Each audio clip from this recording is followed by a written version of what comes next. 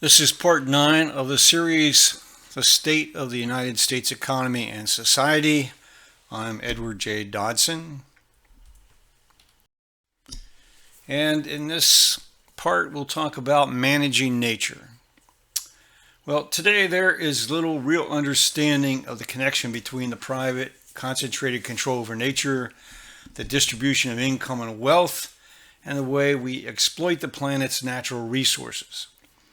I came to the conclusion many years ago that these systemic problems must be solved or we will continue to lose the quality of life we have enjoyed. For millions of people around the world, their quality of life is already well below what we would agree is a decent human existence. Consider that nature is provided to us without any expenditure of labor or use of capital goods. The mere ownership of nature produces nothing. One must exert labor and use capital goods in order to produce goods that meet needs and desires. However, the system of law we have created has made it possible for some to obtain goods others produce without providing anything in exchange. Nature is the commons we all depend upon for everything.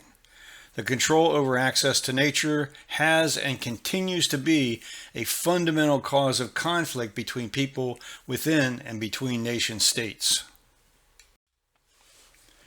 Yet the laws of the United States and most every society allow individuals and private entities to control huge parts of the planet with nominal, often zero, compensation to society for what I argue is justly described as a form of privilege, what the philosopher John Locke described as a form of economic license.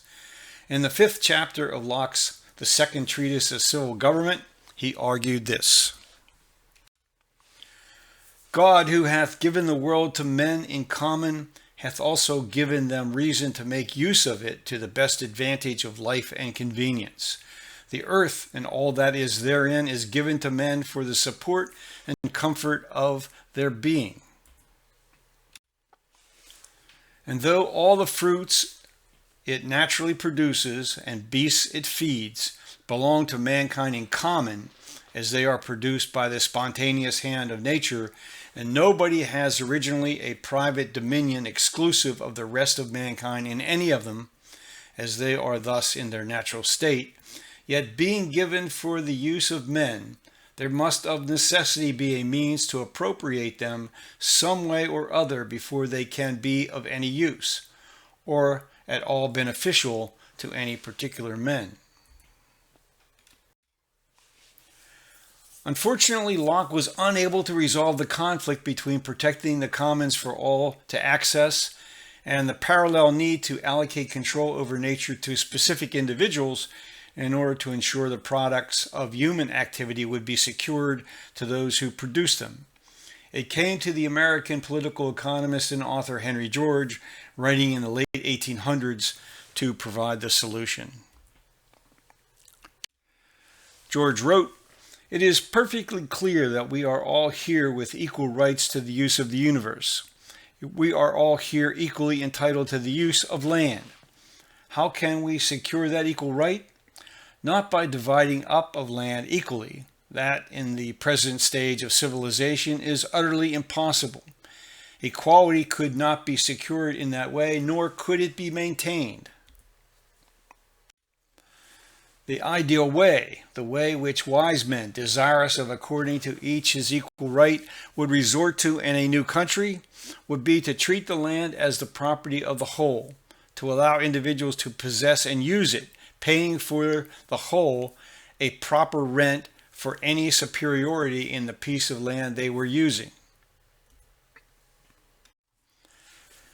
The ideal plan would allow every man who wished to use land to obtain it, and to possess what he wished to use so long as no one else wished to use it, and if the land be so superior that more than one wanted to use it, a proper payment according to its superiority should be made to the community, and by that community used for the common benefit." This comes from George's article, "The Single Tax versus Social Democracy, a Debate with H.M. Hyndman," in St. James Hall, London, on the 2nd of July, 1889. It is worth recalling that most of the territory that eventually came under the control of the United States of America was once occupied by numerous tribal peoples, even as European powers claimed the same territory as part of their colonial holdings. Whether by purchase or conquest, the original group of independent states huddled along the eastern coast of North America acquired control over this vast territory, out of which a system of private land holdings was introduced and institutionalized. That some understanding existed that nature should not be owned by individuals is found in the fact that roughly 50% of the land area of the United States is retained as our public domain. Government has the responsibility and mandate to wisely administer the public domain on behalf of the entire citizenry, if only government consistently lived up to this responsibility. Remarkably, given the history of this country, the tribal peoples still control 56 million acres of land.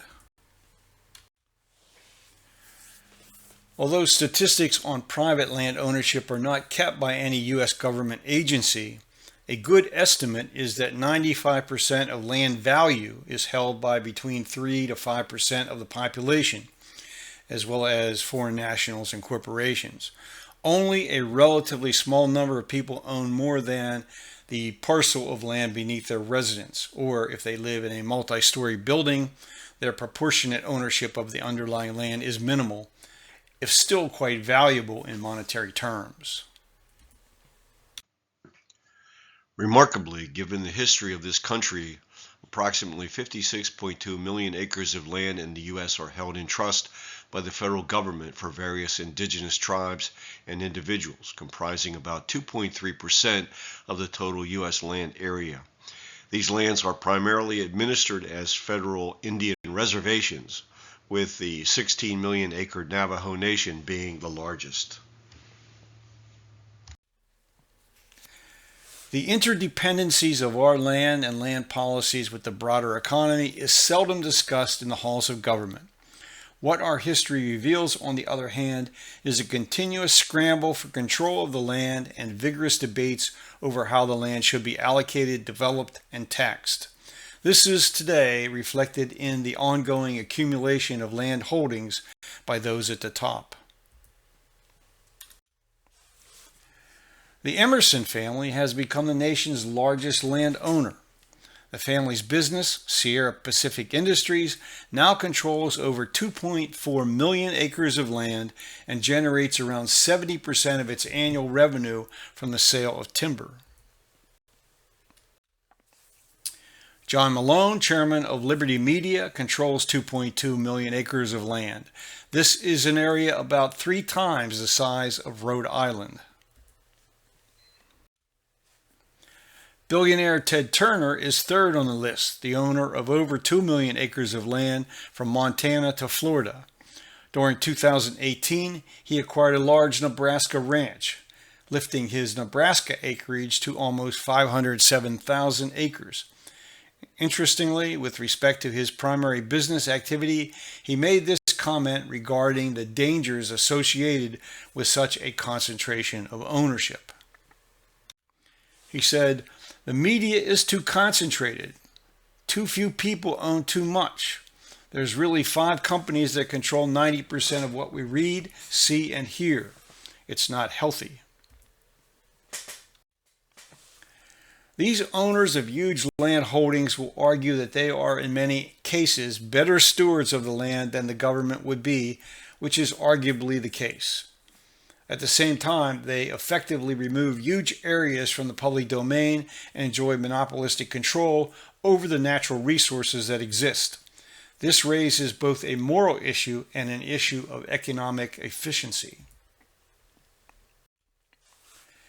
Acquiring land, whether for one's use or for pure speculation, has been, from the moment Europeans first stepped foot in North America, a primary driver of our economic system.